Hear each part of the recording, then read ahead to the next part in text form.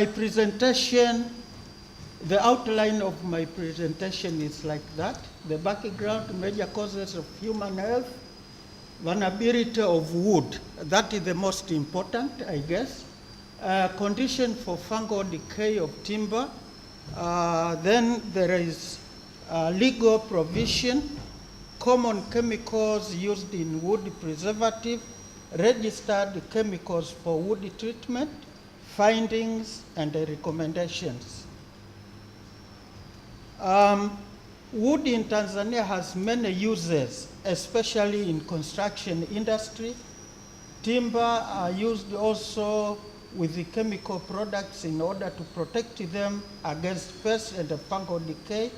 Most of the chemicals used to treat timber are highly toxic, and the toxic nature of chemicals can harm human health and contaminate the natural environment. Now, why do we have to treat timber?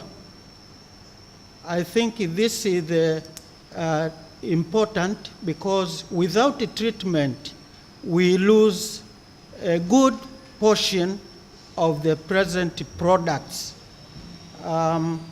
So we treat timber because we want to enhance durability and increase lifespan, leading to conservation of global forest resources by extending the useful life of perishable wood or timber.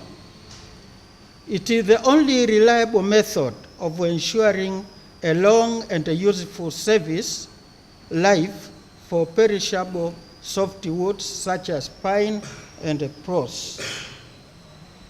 Some chemicals such as osmose adds value to softwood timber, making it more durable like hardwood. Causes of health effects and pollution. While treating timber or wood, because we are using chemicals, then there are some toxic effects to human beings, animals, and the environment is also polluted. So treating timber by untrained personnel is one of the causes why the environment is contaminated, is also one of the causes why we have some toxic effects in human body. Because most of these chemicals cause cancer and some other health effects. Treating timber at unauthorized premises. You'll find this one later during my presentation, and indiscriminate disposal of the treated timber and their washings.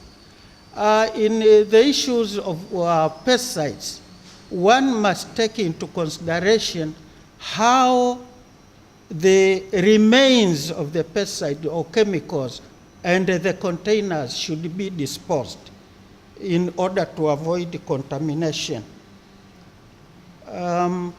So wood are most vulnerable for the attack of the many sources, including bacterial stain and mold, fungal decay, insects, and weathering.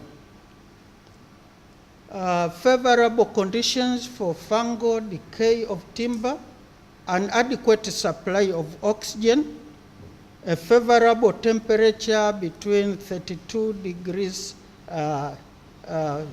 Fahrenheit, moisture in excess of the fiber saturation point, and a suitable source of energy and nutrients. Legal provision. Taking into consideration of the hazards emanating from the use of these chemicals, the Tanzania government enacted an act of parliament in 1997. Is called the Plant Protection Act, and then the regulations of 1999. The act came into force on July 2001, and this law provides requirements for registration of pesticides, and it has some other organs in order to smoothen the work. One of the organs is Part S, which is the Pesticide Approval and Registration Technical Subcommittee. This is the committee which approves the use of pesticides in this country. And then there is a higher committee, the National Plant Protection Advisory Committee. This endorses the resolutions or recommendations from his subcommittees, one of them being Part S. Now, these are the common chemicals which are used in this country.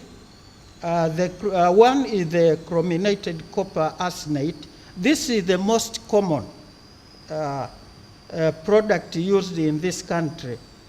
Copper, in this case, is the primary fungicide. Arsenic is a secondary fungicide, and as well as insecticides. And chromium is a fixative, which is also pesticide ultraviolet light resistance. So you see that in chrominated copper arsenate, we have three actives: copper, arsenic, and chromium. And then we have the alkaline copper quaternary, which is copper as a fungicide quaternary ammonia. This compound, one of the compounds is the one which I have given you there. And then there is copper arsenol. This is copper mixed, for example, with tebuconazole. And then there is propiconazole, tebuconazole, and imidacloprid. All these are registered in many parts of the world. And one of the most important part of this is that non-metallic preservative imparts very little. I'm starting to get letters from the chair. So I will just rush to the conclusions. So in this country, the following products have been registered. Chrominated copper arsenate, that is the combination of copper oxide, arsenic trioxide, and then chromium. And then there is osmos AC, and these others. And tannalith tannalith belongs to chrominated copper arsenate. So I will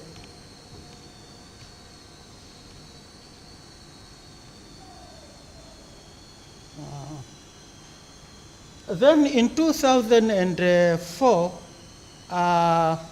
there was a study carried out to find out the various practices carried out in this country concerning timber treatment or wood treatment. And the following were the general practices. These are the recommendations. There is a need of drafting operation standards and guidelines, because most of the people do not follow guidelines, they just do it the way they understand. Dealers should employ qualified staff and train on the job the currently employed ones. Firms to adopt state-of-the-art technology. Firms must have proper identity for easy location. There is a need to enforce the available relevant laws and regulations. As far as this one is concerned, now there is a draft bill called the Pesticide Management Act.